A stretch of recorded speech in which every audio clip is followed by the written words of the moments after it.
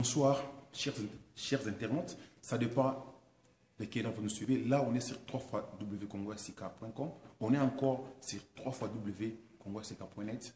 On a reçu une invitation très importante. Un événement qui va se situer ici à Stockholm le 29 mars. C'est un orchestre. C'est un orchestre chrétien parce que là, on est sur plus chrétien. C'est une émission chrétienne. On reçoit toujours le musicien chrétien. Et on est sollicité aujourd'hui.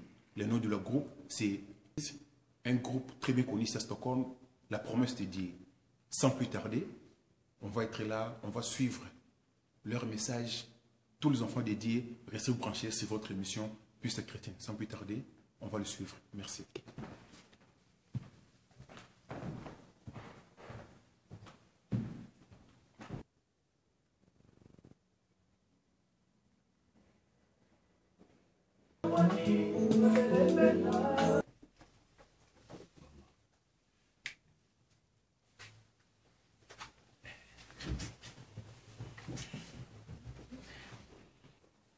Mbote lisusu balandi à 3 fois Congo Asika. Mbote lisusu balandi à 3 fois Congo.net. Pour la compréhension, il y a balandi balanda biso to changer langue. Frère, tu as une invitation, il y a un groupe et c'est comment nani? Ouais, je m'appelle Frère JD. La personne mbote na batu balanda biso. Puis na remercier Bobo Bola na site à Congo Asika. Merci de boita la biso.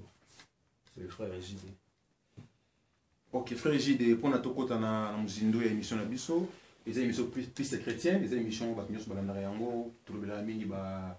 en frère Nabiso, comme un colo, frère en Christ, un musicien, et vous avez une pension nini na événement où Stockholm bazolanda ou batunyoso ba ebi le 29.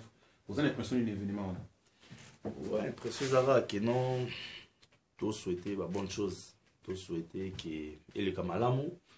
Voilà, on a vu que batunyoso ba déplacer ba roya événement on a ba désuité. C'est ça. Donc là on a repromettre on va désuité. Donc baya to sanjo le longo to comme ça encore quoi. Voilà. Ok, merci. Sans plus tarder, si tu as décortiqué une émission, tu as quand même, moi, tu as au Bozanamo déjà. Et au Bételama, c'était mini événement, les vénèfs, et le bami mingi. Et pour nous, quoi qui peut acoustique, expliquer biso acoustique. Un concert à les vénèfs, mais tu as une émission à biso. Et il y a 3 fois W, Congo Asika, là qui est trop rigide, bon, on a payé, il y a un et sans plus tarder, et là on y au pays Sabana à Suède, dans minute, ouais. En tout cas, dans ça peut-être les lots spécialité à danger dans le pays Sabango. Navi qui ba musique et bêta mal déjà au concert et bêta mal en belé, mais to lité to c'est le mot excellence. Voilà. Un concert en acoustique. Donc to c'est le mot bien. Bat pas CP là. Ouais, voilà. Donc, sans plus tarder, parce que nous sommes dans Visceros, car nous sommes qui pasteur, et j'ai des toujours dans l'émission, nous sommes dans la piste chrétienne. Et j'ai des sans plus tarder, tu es comme moi, le moment où tu es là, tu es là, tu es vraiment acoustique au Loba qui wana. J'ai des, tu es dans la chanson mouvement très doux et beaucoup inspiré. Nous sommes qui toquent, on a CP nango. Donc, il dit même, si vous vraiment faire j'ai des bana Suède, bana Scandinavie, bana Paris. Vraiment, expliquez-moi acoustique. Pour la Suède, mobile, les vénèves. Décortiquer, acoustique, concert religieux, acoustique. Religieuse, s'il te plaît. Si vous expliquez, nous allons Congo-Asika, la Suède. Acoustique, on a une vénève. Pour toi, déjà, tu as un message, acoustique. On explique, nous allons. Ouais, Bobo, là, il banga. N'a pas Pedra. Pour les banques qu'on a portugais Pedra. Vraiment acoustique, n'a vu que mon baby, moi on a acoustique. Bon, moi n'a qui elle a sorti officiel à groupe. On a tout bête à moi concert moi acoustique comme ça. L'acoustique ça concert mon boy. Il y a mon qui est propre. Moi ma guitare sèche boy. Musique moi ya classique, ya classe. Non joue on tout bête à moi rumba. Bah tu peux déjà prête pour ma couleur.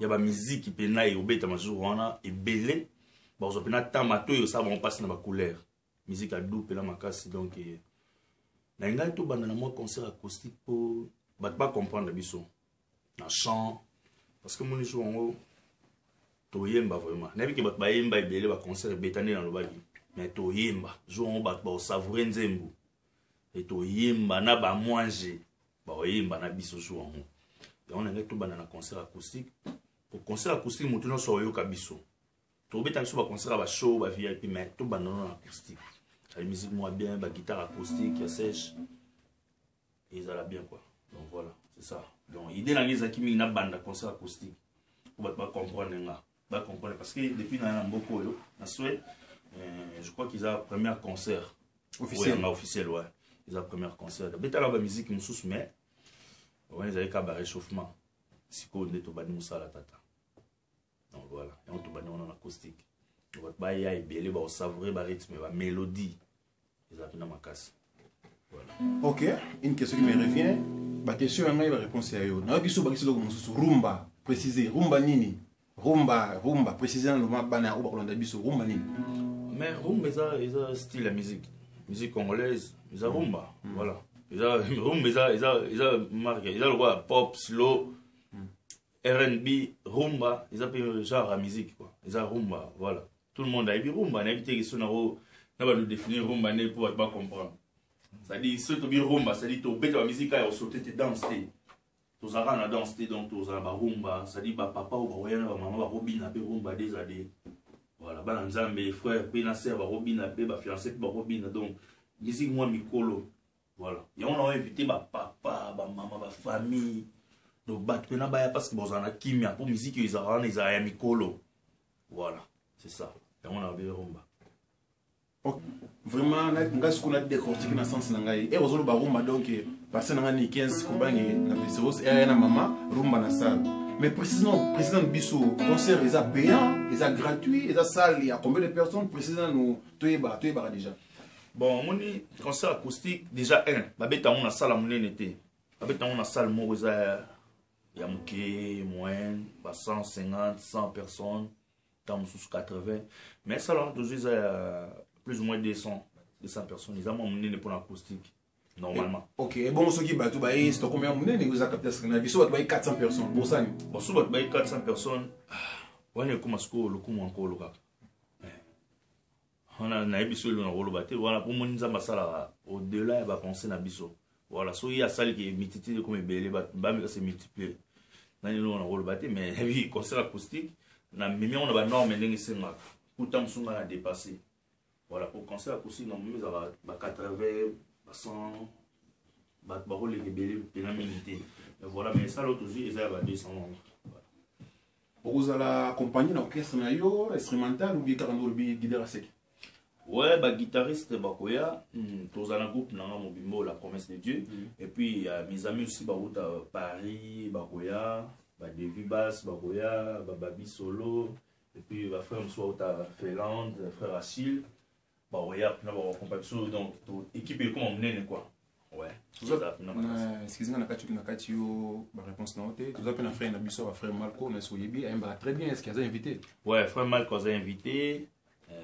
Frère Enoch Boapapa a invité. Et puis, frère Cephas, le Lama, l'évangéliste Cephas, n'a fait là, a invité. Donc, voilà, invité Baza. Et puis, surprise, puis, ils ont moins belé.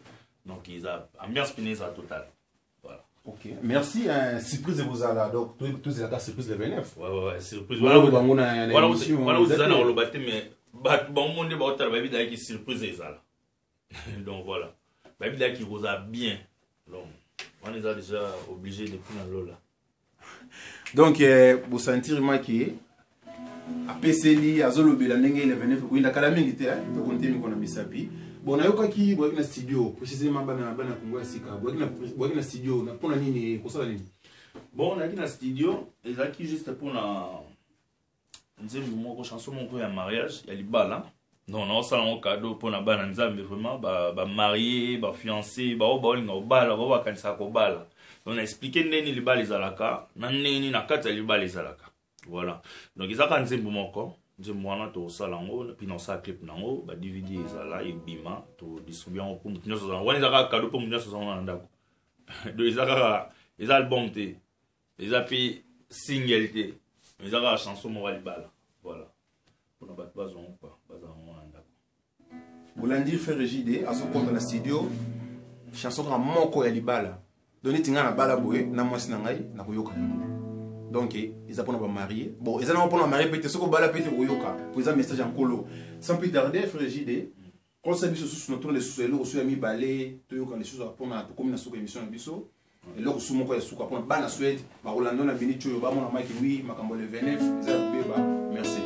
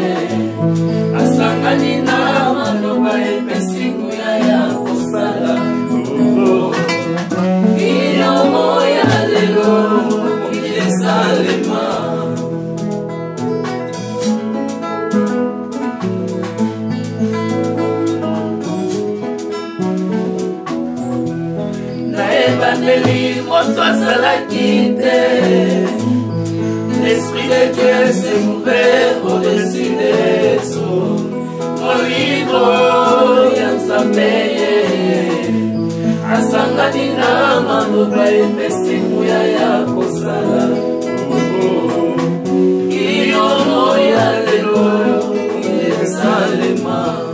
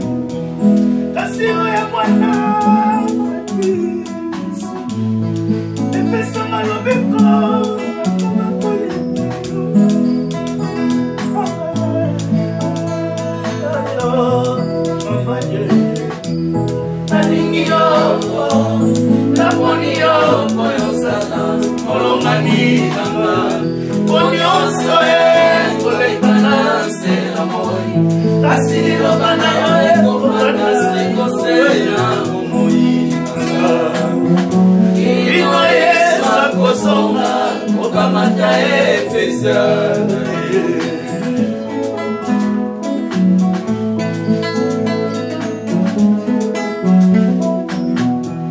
nalingi yo naponi yo koyosala molongani nanga po nyonso koleka na se na moi kasi liloba na yo ekofanda ekosena moi kino yesu akozonga kokamata eklesia na ye ekokia oza batimo oya na bon très bien On va tirer dans la pété. nous on peut là